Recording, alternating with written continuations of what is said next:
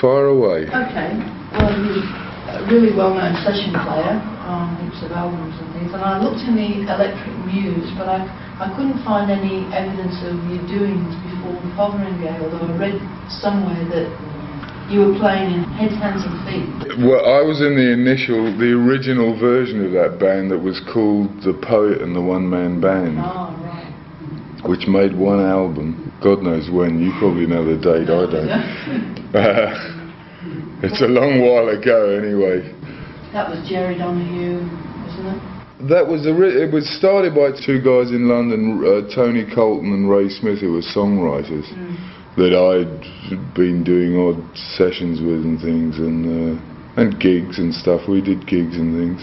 They started it. It was, I mean, when I was in that band, it was mainly just, it made a record, and it didn't do a lot of gigs and things. No, we made one album that was released. I think it actually went out in the States as well on A&M, if I'm not mistaken. It was recorded in London. I'm just trying to think who else did play on that. I know Barry Morgan was the drummer on the sessions anyway. I guess Jerry was involved in that. Albert Lee was around as well for some of it, I think. He was in Heads, Hands. Yeah, well then the whole thing, he was around for it, and then Charlie Hodges came in. I'm not sure, I think did Peacock join as well? I can't remember, because the two of them are now, you know, they're a double act now. Yeah, Chaz and Dave, Yeah, Charlie came in and was playing bass and stuff. Albert was in Heads, Hands and Feet. Colton and Smith and I can't forget. I guess Jerry was involved in it in some way. Donahue. Was that when you had your first experience of playing professionally in that? Oh no, I've been at it a lot longer than that, unfortunately. Yeah. Oh God, I'm trying to think. Back in 62, 63 or something like that, years and years ago. Oh, I was playing with all sorts of funny little rock bands, soul, whatever music was going on at the time. In London, and spent some time in Hamburg during all that, the kerfuffle, you know, when everyone was playing there down in the red light district. Did a fair amount of just European stuff generally, all through the 60s and things.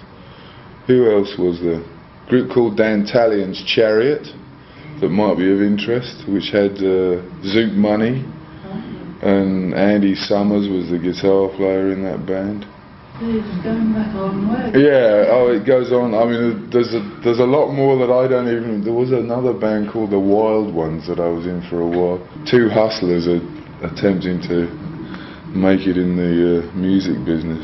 So there was a lot of work for musicians in England then. Although the discos were not really. Records were something they played between live sets of bands, and you could work week in and week out, you know, 5-6 nights a week. So you could drive around and earn a living, you know. It was hard work, but it was fun. Yeah. You got involved with Fotheringay through knowing Jerry Donahue? Well, yeah, I mean, it's all originally Albert was going to play in that band. Yeah. I mean, he was the original. Well, I mean, the band actually never played with Albert in it, I don't think, because I guess he got offered something. I guess he went off with Joe Cocker or something at the time.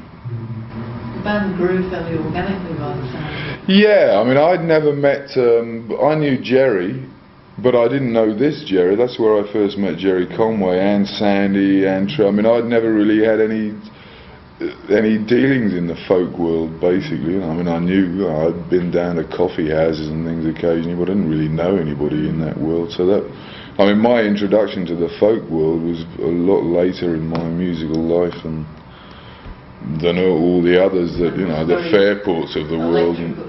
Oh yeah, it was extremely much so. You know, I mean, I'd never played folk music as such up until. Well, I enjoyed it because the music was nice. You know, I mean, basically, it's always been a question of it doesn't matter what the pigeonhole is it's in. If you enjoy playing with the other people and the music's sounding good and you're having fun playing with them, then that's fine to me. You know. Well, Fotheringay was fun. I mean, Sandy was writing all these lovely songs, and the people who were the players in the band were nice. The music was fine. We all got on very well together, and that helps. You know, that's like 50% of any band is that the people in it enjoy just being with each other. You know. So how much did you play as a group? Because you're only together, what, about 18 months or less? Less than that, but almost, I mean, about a year. In fact, it may well have been short of a year.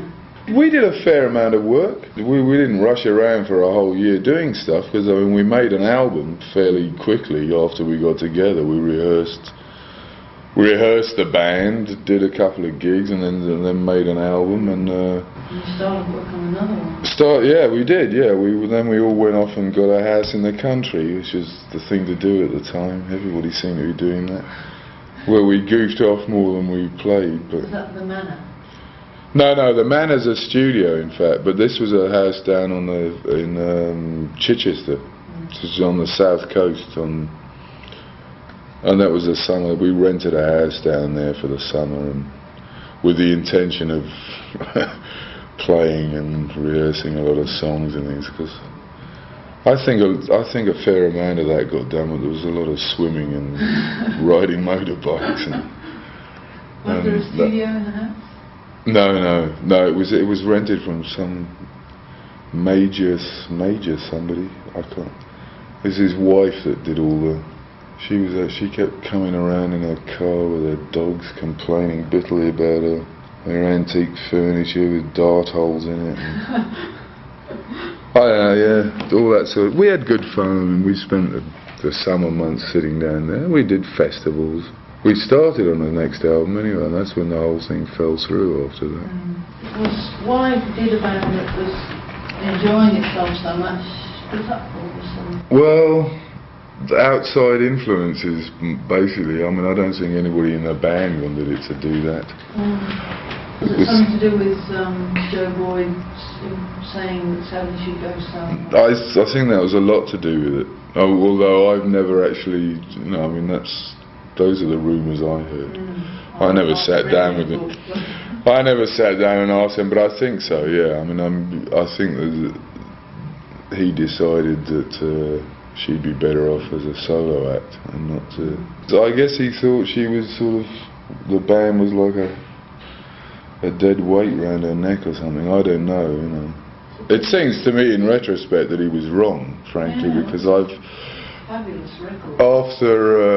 After all these years, in fact, was it Perth or Adelaide or where the hell were we? One of the two places, anyway, last couple of nights ago. Someone else came up again. I guess it was in Adelaide, and remembered the album, and that happens all the time, And it's a long while now, since it's. Yeah, exactly. That's what 16 years ago now, and people still remember it fondly. And it's always a very pleasant surprise. I've never been to Australia before, and people come up and say, "Oh yes, well I've got this." I like that. I mean, I enjoy that, and it means a lot to me, and I know it does to Jerry, and I'm sure to everyone else. And it's also, in a way, it's saddening because you realise that it could have done more than it ever did. And it wasn't really allowed to blossom. It sounds like it was a really fulfilling band for everybody. Oh yeah, I believe that the second album would have been great, compared to the first one even. How many tracks did you actually record? I'm actually not sure. I mean, I know there were a handful, but how big the handful? Some of them they've now. I think Joe's putting out on that. I've heard 3 of them on the Sandy set. Yeah, on the set. Oh, see, I haven't heard that yet. I know there's a couple of unreleased, what would have been new Fotheringay songs on there. 2 weeks last summer. Yeah. That version of Late November that later came out on. Well, that came out on a solo record, yeah. Yeah. Yeah. And Gypsy Davies on that. Right, well Yeah, the late November track would have been a track that would have gone on the next Fotheringay album. I mean, it was the same players and everything. It was the band, but it just turned into one of Jerry's guitar off for the album. Richard Thompson was on instead. Oh, that maybe. You see, that's what I was telling you earlier. You see, you may know more about this than I do, because my memory failed. I don't even have all these records anymore. Which is Jerry Donahue has everything. So. If I need it, I see him. I'm trying to think, Lena. I'm sure there was more than one other that went on on a later solo album of hers. If I'm not mistaken, most of the stuff we did got used in one form or another. Because you worked with her on all her LPs, didn't you? The solo ones from North Star Wrestling. I think maybe I did something on all of them. Yeah. Yeah, amongst the Pegs and everyone else, and the Danny Thompsons. Yeah. So that's quite a progression, isn't it, from North Star Grassman right through to Rendezvous. There's incredible differences. Yeah. And yet that real strong writing talent that carries. Oh yeah. I mean, I think her writing was just getting better and better all the time. It was just all maturing and maturing. You know, it just. But she never gained the recognition that she deserved to have. Never in the sort of grand popular sense of recognition. No, I mean, I think she gained it amongst musicians and the hardcore fan, you know, which is much the same thing that Kate and Anna have to deal with in a way, and the Fairport, you know, and Richard Thompson. It's all this sort of underground thing, and they can never quite tip the balance and get out there amongst, you know, the big time, if you want to put it that way. Was Sandy Denny disappointed in, you think, in that lack of recognition? I get the impression from some things that I've read that she was a bit afraid of fame. That's interesting, actually. Yeah, I wonder what she would have made of it had it, you know, had one of her records ridden up the charts or something, and she'd got the acclaim that she rightly deserved.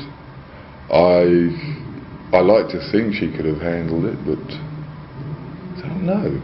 I really don't know. You know, off the record, I feel much the same way about Kate Anna McGarrigal. You know, I mean, I'm not quite sure how they would deal with a successful record, a hit record in the popular term of hit record. Don't quite know how they would deal with that. You know, it's I don't know how I personally would deal with it if the opportunity ever came. You know, I don't. It's like one of those that you like to think you could deal with it all, but you just never know. It's you struggle along and do all these things. I'm quite happy with it all. I enjoy playing this music. It's fun. It's very musical. It's good fun. The people are nice. The same thing with Sandy. You get to see the world, yeah. Believe me, that's quite something, yeah. I don't know if whether she was afraid or not. Well, there was always. I mean, certainly in her earlier writing, it always seemed that she was hiding what she was saying behind. Just, you know, so many rewrites of her song, you know. I mean, I never actually. Her songwriting was a very private thing as well, you know. I mean, it wasn't as if we all sat around while she wrote songs, and she would write them at home on her own and wait till they were ready until she presented them, you know. Did she have definite ideas for arrangements and things, or was that when you came in? No, she had it was certainly a communal effort in that respect, you know, because her musicianship couldn't be faulted. You know. And she said, no, I mean, as for musically, she knew what she wanted, what she liked to hear and what she didn't want to hear, and. But you still had an input into it. We all had an input into that stuff, yeah. I mean, the first record, a lot of that was, I guess a lot of it was done in rehearsal and quite a fair amount in the studio as well, and it was a concerted effort on everyone's behalf to arrange the songs and make them sound as musical and pleasing as we could, you know. in our ears anyway, and it seemed to work because people still remember it, What was it like? which is very gratifying. I like that. It's